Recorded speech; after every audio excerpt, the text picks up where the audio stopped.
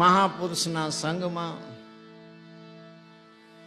સનાતન ધર્મની ગ્રસ્તાશ્રમની વૈદિક પરંપરાને ધ્યાનમાં રાખી અને ગુરુ પરંપરાની મર્યાદા જાળવીને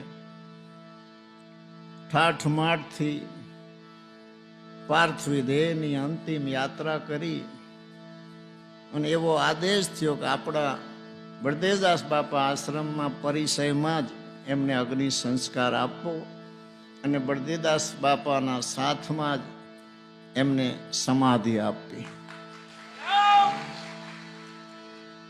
સમય સંજોગ જો બળદેવદાસ બાપાની 13 છે, અમારા માતુશ્રીની 12 છે. સમય બેયનો એક જ ટાઈમ, 9:15, 10:15. બળદેવદાસ બાપુનો મંગળવાર છે, અમારા માતુશ્રીએ બુધવારના દી મેળ કર્યો. સદગુરુ